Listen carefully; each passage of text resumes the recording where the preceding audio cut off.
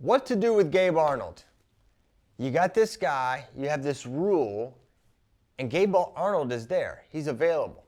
And you've got Penn State coming up. And you've been able to use this guy strategically, and he's helped you win a big duel, right?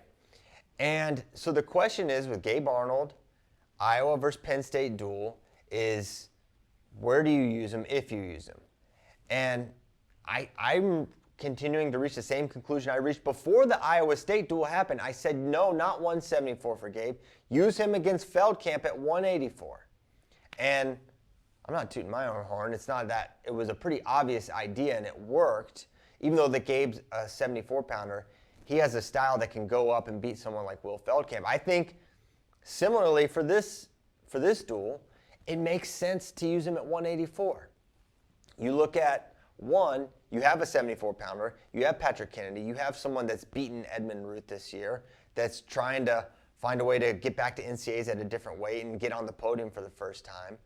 I think you have a guy that can have a comparable result against Carter Starocci. And I know what everyone's thinking. Well, didn't Gabe call out Carter? He did. He called him out. But I don't think I think Gabe wants to redshirt this year. That's my read on the situation. I don't think he wants to go this year. And so we're not going to see that matchup at 174, in my opinion. I don't think it makes sense strategically to use him in a duel where you're trying to win as many matches as you can when you have a very competent guy in Patrick Kennedy, and you have 184 is the weakest weight for Iowa this year by a pretty decent margin. So you have an opportunity to throw in a beast at 184, Gabe Arnold, who has already proven he can beat good guys at the weight. He beat an All-American. Was that his first match? It was one of his first matches of his college career.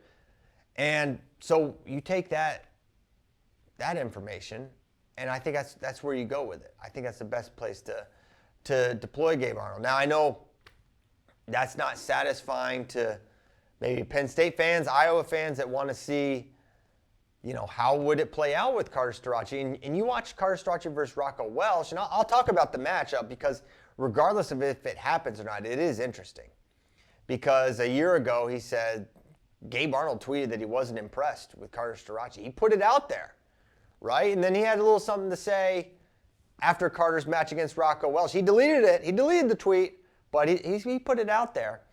And so when you look at that, and then the fact that, one, people took it seriously enough to ask Carter about it, and that two, Carter took it seriously enough to respond to it, right? Now, he didn't give Gabe the time of day in terms of, hey, is this a competitive match? He's like, we'll see if you even see the lineup.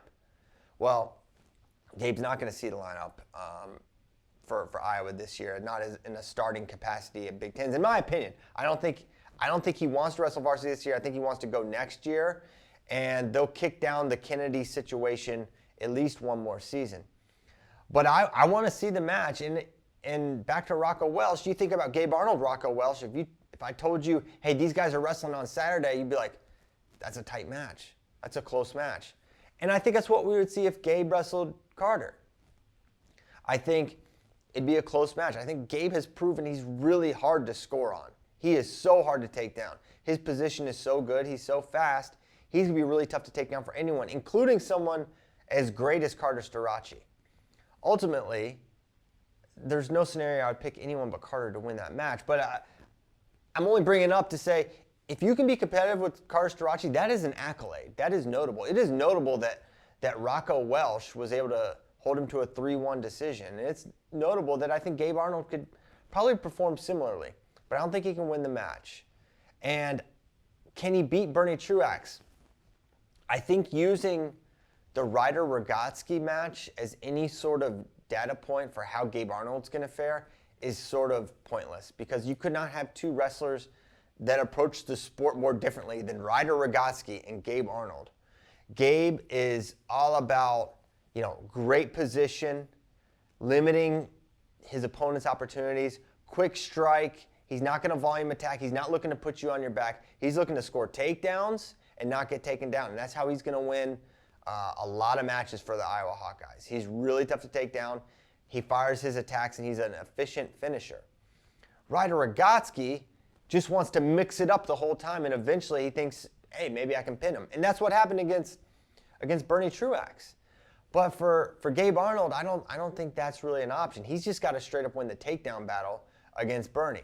Now, Bernie's got one of the best single legs in all of college wrestling. His left-sided single leg is absolutely lethal. And Ryder Rogotsky learned that firsthand, too. He was living on his legs. And similarly, Bernie was able to take down Parker Keckheisen with the same single leg. So he's really good there. So the question is Gabe Arnold good enough to keep Bernie Truax off his legs, right? That's the question. And can Gabe Arnold finish on him? I think this is a coin flip match. Maybe I'm giving Gabe Arnold entirely too much credit. That could be possible. That could be true. And I'm already second guessing saying coin flip. But what I will say is this.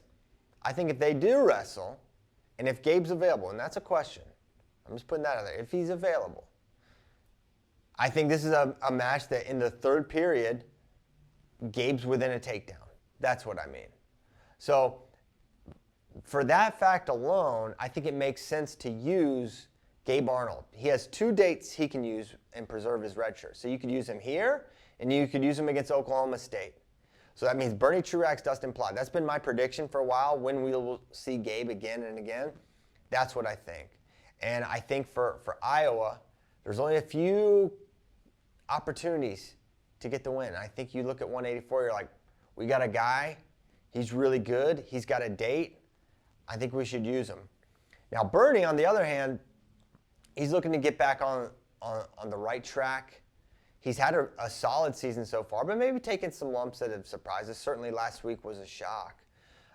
And getting back on the right track is going to be big for him. And he's still, I'm not writing off Bernie as someone that can contend for a national title this year. Even though he's taken some losses and looked like, hey, maybe he's not that guy. I don't think you look at Bernie's track record and the wins he's been able to accumulate over his career and say he can't win this weight class. So I think it would be an incredible matchup. I think it would be a smart move, if he's available, to use Gabe Arnold here at 184. Because if you look at this duel on paper, how many winnable matches are there for Iowa? You say 25 winnable, 41 winnable. I don't think 49. 49, maybe Ratchie can get Kasich. That's an interesting matchup there based on their high school careers. But man, what we're seeing with Tyler now, I don't know. I think Kasich's a clear favorite there. 57 winnable, 65 winnable, and then 84. So that gets you, that's a handful of winnable matches. Now, winnable and winning, everyone knows those are two very different things in the sport of wrestling. But I think it is notable, and I think to use Gabe Arnold here in this duel at 184, that's the smart move for Iowa. I hope we see it personally. More, yes, sorry, Ben Askren. I want to see that more than I want to see 174. I know. Call me crazy.